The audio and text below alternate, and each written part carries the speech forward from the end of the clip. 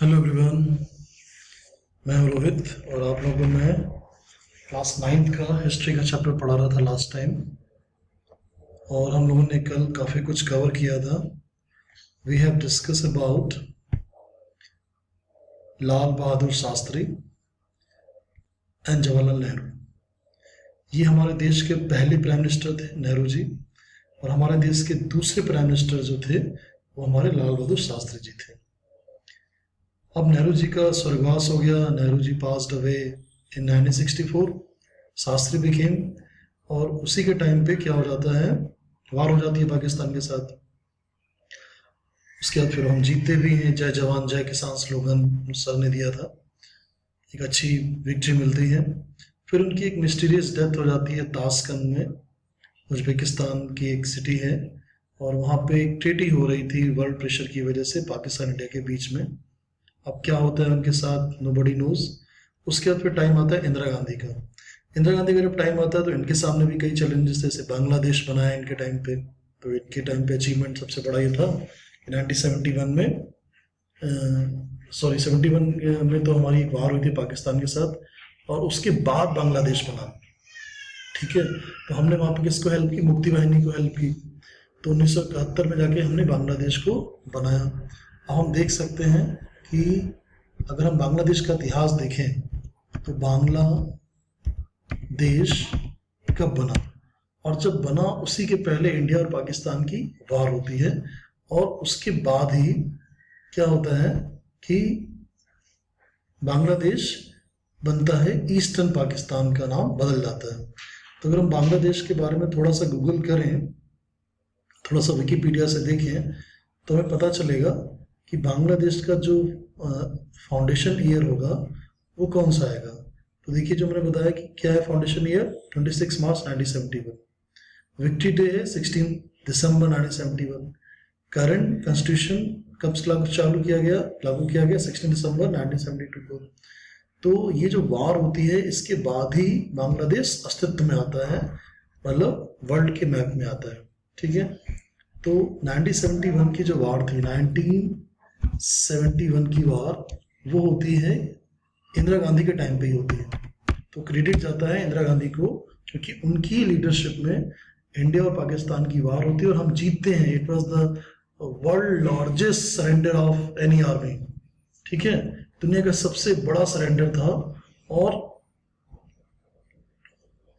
Pakistan army अपने weapons को surrender कर देती है, और हम उनको as a war prisoners treat करते हैं, और उनको पाकिस्तान को वापस कर देते हैं। ठीक है, तो ये वो हिस्टोरिकल पिक्चर है जिसमें पाकिस्तान के जनरल इंडियन आर्मी को अपने मतलब वेपन्स और अपना सरेंडर का प्रस्ताव या रेजोल्यूशन पे, उस प्रस्ताव पे साइन कर रहे हैं।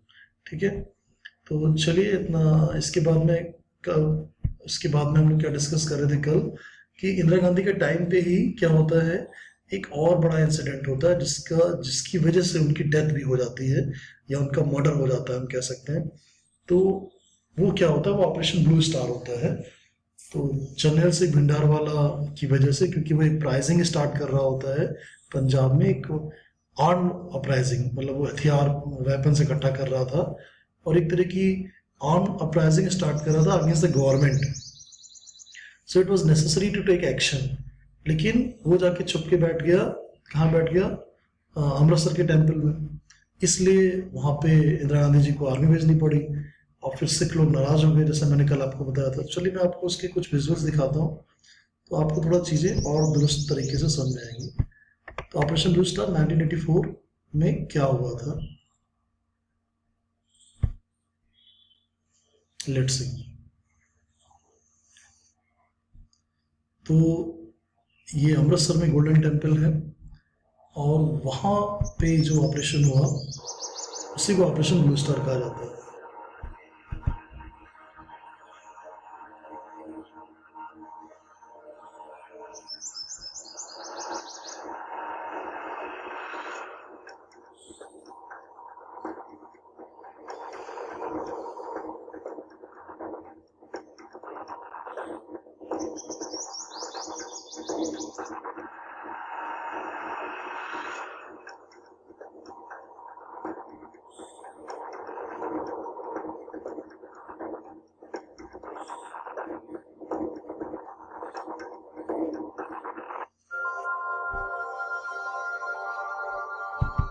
तो ये जो अभी आपने क्लिपिंग देखी उस ज़माने की पिक्चर्स दिखाई गई हैं कि किस तरीके से ये जो इंसिडेंट होता है, इसमें बाद में इन्हीं के दो बॉडीगार्ड जो सिख होते हैं इनको मार देते हैं। उसके बाद सिख राइट हो जाते हैं 1984 में। तो 84 मैडम के लिए या कांग्रेस के लिए it was a very shocking, very panic, एक माहौल बन जाता है चारों तरफ। बहुत ही डिफिकल्ट टाइम होता है पूरी पार्टी के लिए, पूरे देश के लिए, कि हमारा एक प्राइम मिनिस्टर एक तरह से मर्डर कर दिया जाता है बिकॉज ऑफ इंटरनल इशू। तो इंटरनल इशू में इशू होता है ऑपरेशन ब्लू स्टार की वजह से, जनरल भिंडरावाला की वजह से, और we have lost our one prime minister because of this violence and this, आप कह सकते हैं एक तरह की इंसर्जेंसी की वजह से। फिर अगला टाइम आता है इंदिरा गांधी के बाद का समय आता है राजीव गांधी का। अब राजीव गांधी के समय पे भी इनको भी काफ़ी कुछ बड़ी चुनौतियां मिलती हैं। तो इनके सामने सबसे बड़ी चुनौती होती है, एक तरह से जो मिलिटेंट ऑर्गेनाइजेशन है उस समय काफ़ी थे, इंडिया के बाहर भी इंडिया के अंदर भी, जो परेशान कर रहे थे इंडिया को। तो अब क्या होता है, आपके देखिए यहाँ पे लिखा हुआ एक ULFA। अब ULFA क्या है? इसका मतलब है United liberation front of Assam, carried on major movement in Northeast India. Right after Indira Gandhi assassination, Indira Gandhi के assassination होने के बाद में राजीव गांधी बनते हैं प्राइम मिनिस्टर, और वो बहुत सारे रिफॉर्म लाने की कोशिश करते हैं इंडिया में। साइंस और टेक्नोलॉजी को, कंप्यूटर को लेके आते हैं, ऐसा लोग बताते हैं। लेकिन जो उल्फा है और जो तरह तरह की मिलिटेंट ऑर्गेनाइजेशन है वो काफ़ी मतलब एक तरह से परेशान कर रहे थे पूरे देश को। इसी के टाइम पे, सेम टाइम पे श्रीलंका में एक प्रॉब्लम चल रही थी। अच्छा, इंदिरा गांधी ने एक प्रॉब्लम सॉल्व की बांग्लादेश की, मतलब बांग्लादेश को उन्होंने बनाया, ईस्ट पाकिस्तान की प्रॉब्लम को सॉल्व करके उन्होंने एक नया नेशन बनाया, उसका नाम था बांग्लादेश, अभी है।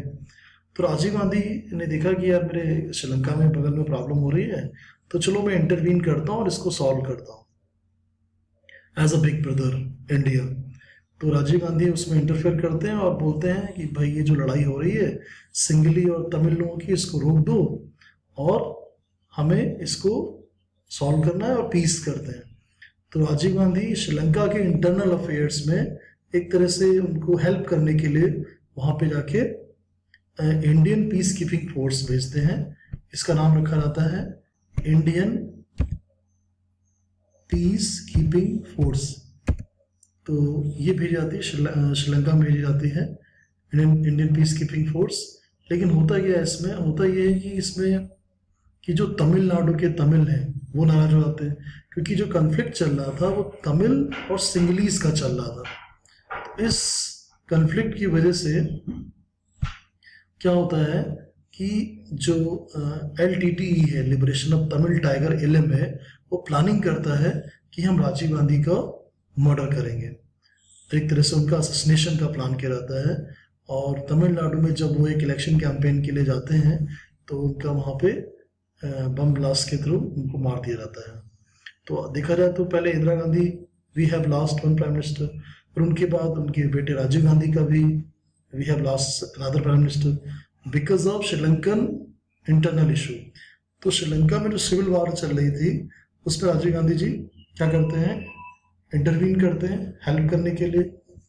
और जो वहाँ का तमिल ऑर्गेनाइजेशन था जिसका हेड था प्रभाकरन, LTTE का, वो प्लान करता है कि इनके मर्डर के लिए, और because of some loopholes in the security agencies, जो कोऑर्डिनेशन नहीं था, अलर्ट आ जाने के बावजूद हम इनको कहीं ना कहीं बचा नहीं पाए। अब ये देखिए इंडियन पीस कीपिंग फोर्स है जो भेजी गई थी, वहाँ से Indian military contingent performing a peace keeping operation Sri Lanka between 1987 and 1990s। अब कुछ पिक्चर्स हैं जो उस समय हमारे फोर्सेस के लोग गए थे वहाँ पे, लेकिन वो वार सिविल वार चल रही थी सिंगलीज और तमिल के बीच में, ठीक है। लेकिन हमारे सोल्जर काफ़ी मारे गए उसमें, और हम वहाँ पीस इस्टेब्लिश करने गए थे। लेकिन अब कुछ लोग कहते हैं कि नहीं, ये जो डिसीजन था गलत था राजीव गांधी जी का, उनको ऐसा नहीं करना चाहिए था। चलिए, एक बड़ी अच्छी मूवी है, if you will have a time so you can watch this. अगर आपको ये मूवी मिलती है और आपके पास फ्री टाइम है संडे के दिन, तो मैं रिकमेंड करूँगा कि आप ये मूवी देखें। इसमें इस पूरे एपिसोड को बहुत अच्छे से बताया गया है। चलिए मैं आपको थोड़ी सी क्लिपिंग दिखाता हूँ इसकी। आपने सारे अपने जितने भी टीचिंग के ऑनलाइन वीडियो हैं उनमें कुछ कुछ वीडियो की क्लिपिंग डाल रहा हूँ ताकि देखता हूँ क्या रिस्पांस आता है, आप लोगों को कितना और समझ में आता है। तो अगर हम देखें कि हमारे जो राजीव गांधी जी था उसका एक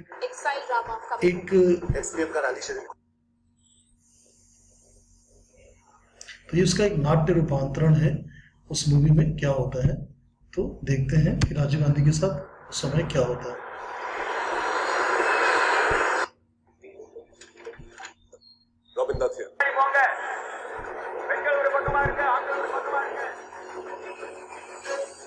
सर ये रहा रूफ मैप और ऋषि ऑलरेडी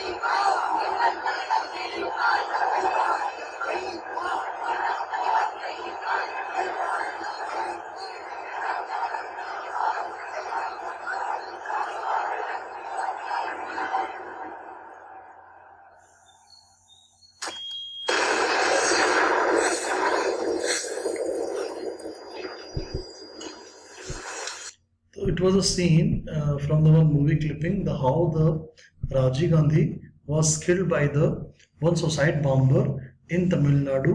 प्लेस का नाम जहाँ तक पेरुबंदूर है जो तमिलनाडु में आता है, पेरुबंदूर में उस डिस्ट्रिक्ट में उनके साथ ये हादसा होता है। और ये तमिल ऑर्गेनाइजेशन था श्रीलंका का LTTE liberation of Tamil tiger Prabhakaran. तो प्रभाकरन ने ये पूरी की पूरी कॉन्स्पिरेंसी प्लान की थी और उसकी वजह से हमारे प्राइम मिनिस्टर हमारे बीच में नहीं रहे। तो अगर मैं आपको दिखाऊं उस समय जो उनकी डेड बॉडी या जो राजीव गांधी की जो हमें डेड बॉडी मिली थी उसका सबसे शॉकिंग और सबसे जिसे कहते हैं कि जो सबसे पेनफुल पार्ट था वो ये था कि राजीव गांधी की बॉडी में उनकी मतलब इस तरह का जो बम ब्लास्ट हुआ था, जो बम एक्सप्लोजन किया गया था, we didn't get the complete whole body of Rajiv Gandhi. तो राजीव गांधी के जो हेड का जो पोर्शन होता था वो नहीं मिला था। तो we got only the rest of the body, क्योंकि जो ऊपर का पार्ट था वो बहुत पूरी तरीके से डैमेज हो गया था। तो वो जो राजीव गांधी की डेथ का टाइम था, ठीक है, उस समय चारों तरफ लोग दुखी थे, निराश थे। और देखिए वो उस जमाने के वो रियल सीन है जब उनके पास में वो लड़की जाके उनके गले में गार्लैंड डालती है और बाद में वहाँ पे बहुत से लोग मारे जाते हैं। और कुल मिला के अच्छा ये वो क्लॉथ के अवशेष हैं जो उन्होंने कपड़े पहने थे और ये वो लड़की है जिसने असैसिनेशन किया था। तो कुल मिला के it was a very shocking for the whole world कि इलेक्टेड एक तरह के पॉपुलर लीडर को इस तरह से मर्डर कर दिया जाता है। तो देखा जाए तो कांग्रेस पार्टी ने इस देश के लिए कुर्बानियां की हैं, ऐसा नहीं कि नहीं कुर्बानियां की हैं। तो एक तरफ तो हमने देखा कि इंदिरा गांधी का मर्डर होता है ऑपरेशन ब्लू स्टार की वजह से, फिर ये जो डीलिंग कर रहे थे राजीव गांधी जी मिलिटेंट ऑर्गेनाइजेशन के साथ में, तो उसमें कहीं ना कहीं कुछ चूक होती है हमारे गवर्नमेंट के डिपार्टमेंट्स, सिक्योरिटी एजेंसीज के बीच में।